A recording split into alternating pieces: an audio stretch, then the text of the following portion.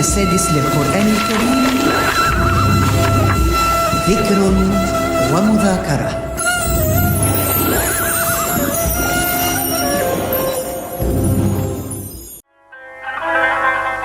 مياد الورع.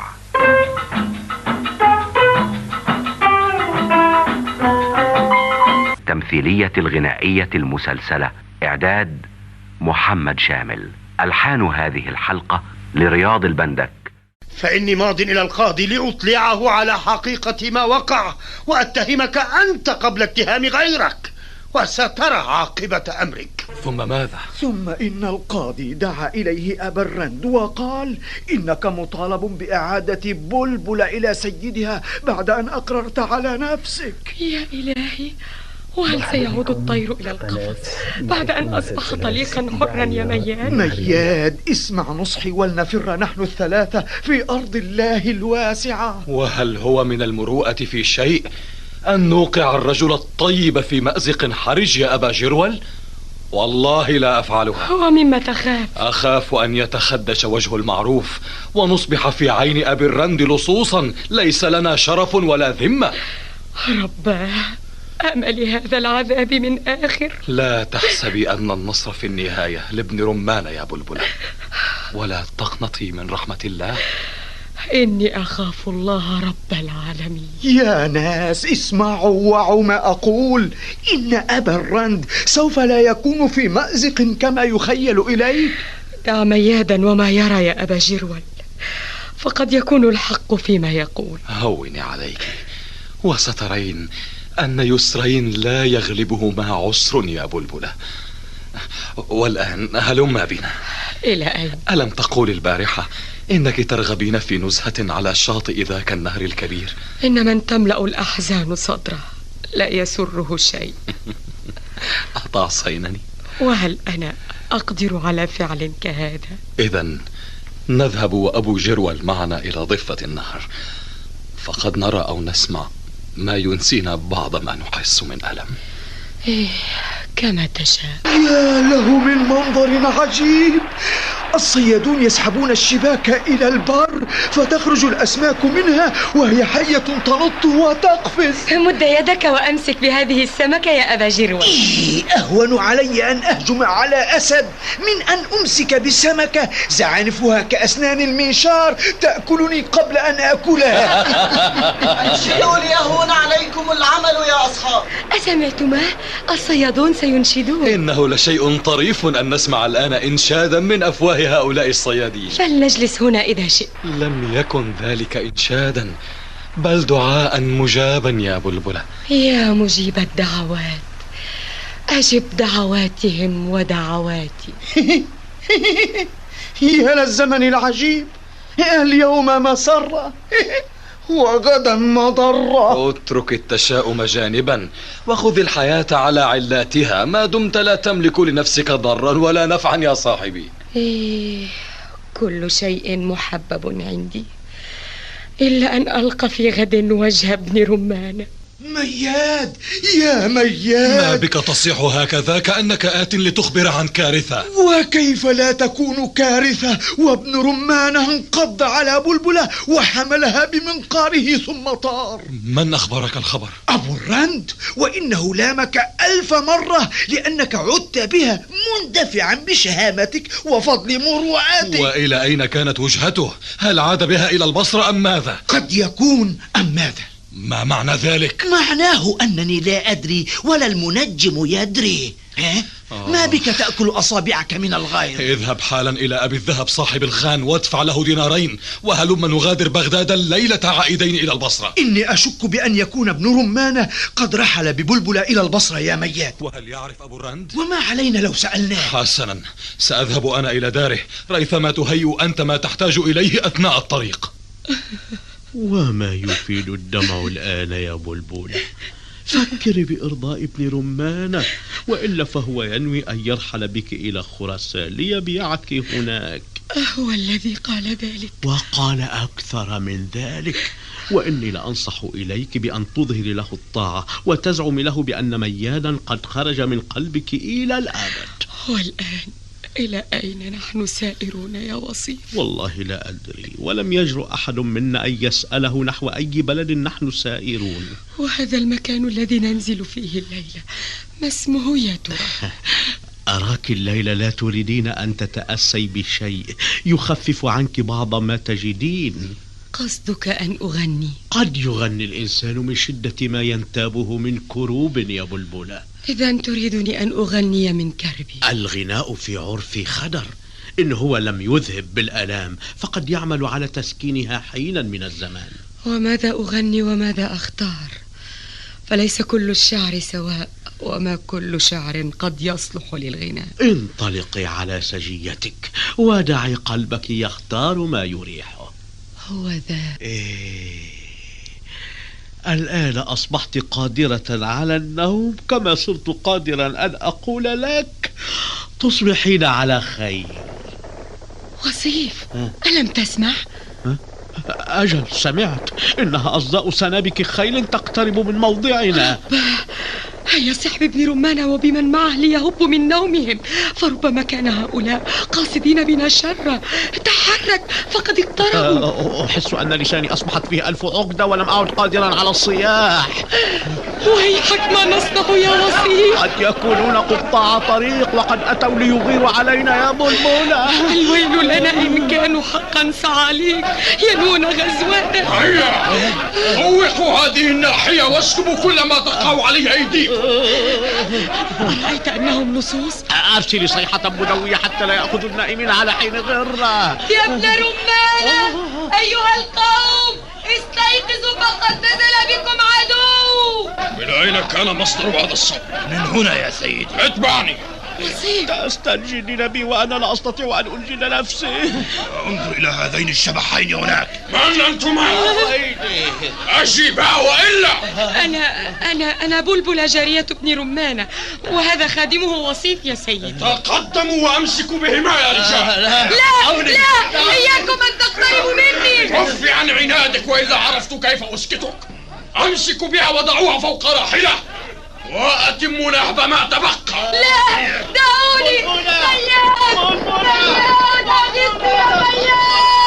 ألم أقل لك إن ابن رمانة قد سلك طريقا آخر غير طريق البصرة يا ميان؟ وكيف العمل الآن يا أبا جرول؟ لا بد أن يكون ابن رمانة قد أرسل يخبر أهله عن المكان الذي راح يقصده، فما قولك أن أحتال وأدخل داره لأتسقط الأخبار؟ قم واذهب حالا، فربما وقفت على خبر يكون فيه شفاؤنا. أسمع صخب هؤلاء السلابين، إنهم يمرحون ويلهون كأنهم في يوم عيد. إنهم أخذوا يشعلون النيران فوق أسوار قلعتهم. وما أدرك أن تكون هذه النار الموقدة شباكا ليصيد بها من يراها فيخيل إليه أنها نار القرى، حتى إذا دخل سلبوا ما معه وألقوا به داخل هذه القلعة ليموت صبرا. كل شيء جائز، ورحمة الله علينا، فإننا سوف لا نخرج من بين هذه الجدران الرهيبة إلا ونحن على الأعناق.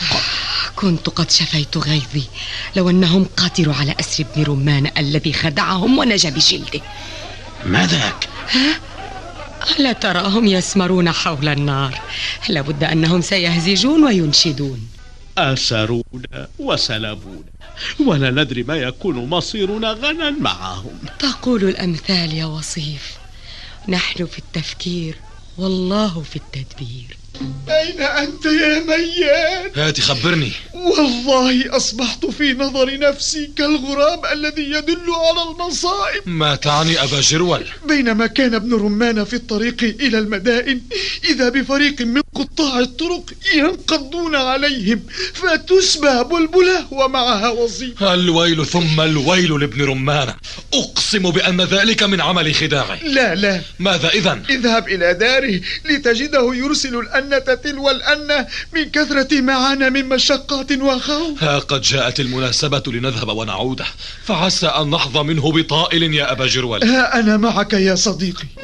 السلام عليك يا ابن رمان. وعليك السلام والرحمة. كيف أنت الآن يا ابن رمانة؟ أحمد الله تعالى. جئنا نسأل عن حالك ونرجو لك العافية. إني لأشكر لكما حسن زيارتكما لي يا صاحبي. لا نريد أن نطيل عليك، يبدو لي أنك تتألم من جراء ما أصابك. بل إني وجدت الراحة حين أقبلتما علي، ولا بأس من بقائكما، بارك الله فيكما. ولكن كيف حدث لكم ذلك يا ابن رمانة؟ إنهم أغاروا علينا في جنح ليل، ولم نشعر إلا وهم يعملون بنا الطعن والضرب، وقد أخذونا على حين غرة، فنهبوا الحوائج وسلبوني بلبلة ومعها وصيف خادمي. ترى من هم هؤلاء الذين أغاروا عليكم؟ لقد علمت من بعض أهل تلك النواحي بأن الذي أغار علينا هو رفاعة بن أكثم صاحب قلعة الجنادل. وعلى ما أنت مصمم الآن؟ هل عندك من يستطيع أن يرد عليك ما سلبك إياه رفاعة، أم بماذا تفكر؟ إن حالتي وما أنا فيه من وجع لا يسمح لي بأن أعمل الفكرة في شيء. ولكن إن طال المدى فقد يضيع الأمل، وربما أن ابن أكثم تصرف بأمر بلبلة فباعها لثري من الأثرياء لا ندري أين يقيم. إن كان لدى مياد رأي فليبده، وقد أوافقه عليه. ها أنت سمعت ما يقوله ابن رمانة، فما تقول أنت؟ إن كنت تعاهدني على أن تكون بلبل لي، عملت على تخليصها وردها، وإن أنا نجحت رددت إليك المال الذي تريد. اذهب موفقا، حتى إذا عدت مظفرا وجدتني قابلا بالشرط الذي تشترط عليه. إذن أرجو لك من الله السلامة، كما أرجو لنفسي النصر الذي هو من عند الله. وتملكني الحزن. إن الأيام تمر ونحن في هذه القلعة أسرى الجور ورهن الظلمة. ليتنا نستطيع أن نفر، ولو كان من وراء ذلك الهلك لنا. مهلا أخي، إني أخفي في ثيابي بعضا من الدنانير، فربما استطعت أن أغري بها بعض هؤلاء الحرس حين تخلو القلعة من ابن أكثم. فكرة والله مصيبة يا وصيف، ومتى ستقدم على ذلك؟ إذا أشرق صباح اليوم الثاني رأيت بعض من أختار منهم، وقد تفعل الدنانير فعلها في نفوس هؤلاء الذين يعملون في سلب ونهب. إذن إلى الصباح. بلبلة، سمعتك قبل ساعة ترددين شعرا هز عطفي وأعجبني، ولو أنك سمعته في إطار النغم لطرت محلقا في فضاء الله. وما عليك لو جعلتني أطير. شرط أن تعود. أعود ولن أتركك. الآن اطمأن قلبي، وسأغنيك الشعر الذي استهواك.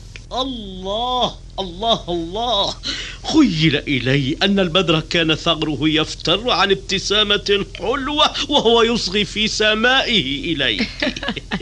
ما قولك لو دعوت البدر إلى مجلسنا غدا؟ أخشى إن أنا دعوته أن يأتي في موكب النجوم فنحترق ولا نطرب.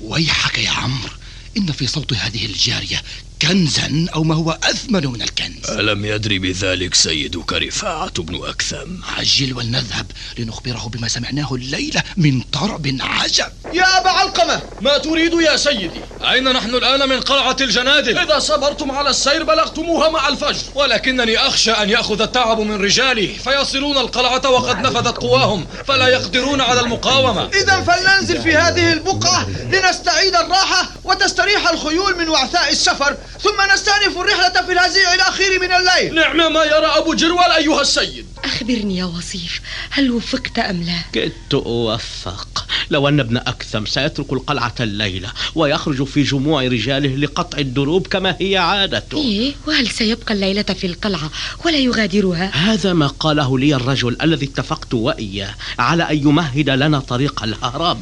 ترى ما السبب في سر بقاء رفاعة؟ إيه ومن يدري يا أختاه، إن لكل امرئ سرا يحتفظ به لنفسه ولا يذيعه بين الآخرين. يا له من إنسان خير. الدنانير تجعل القاسي يلين يا بلبلة. بلبلة، لي مرسل من قبل سيد رفاعة بن أكثم كي توافيه إلى مجلسه. وما يبغي سيدك رفاعة من استدعاء بلبلة إليه؟ سؤال ليس له عندي جواب. هيا انهضي وسيري معي يا بلبلة. وصيف إني خائفة، هل ذهبت معي؟ أجل سأذهب معك ولنرى ما يكون من أمره وأمرك. ما لبلبلة لا تسطع، هل نأتي لها بغصن تقف عليه أو نخرجها من قفصها؟ دعنا الآن من هزلك واصغوا جميعكم، فإن بلبل لن تبخل على رفاعة بصوت تجيده. هيا يا بلبلة، أحسني إلينا كما أحسن الله إليك. حبا وكرامة يا سيدي. ليس هذا بغناء، بل هو السحر الحلا. زيدينا بربك. ذلك لها وليس لنا أن نكلفها على كره منها. إن شئت زدتك أيها السيد، وإن شئت أصغينا بالقلوب والآذان. استمعتم إلى حلقة من التمثيلية الغنائية المسلسلة مياد الورع. إعداد محمد شامل. ألحان هذه الحلقة لرياض البندك ومحمد محسن. الغناء لمها الجابري.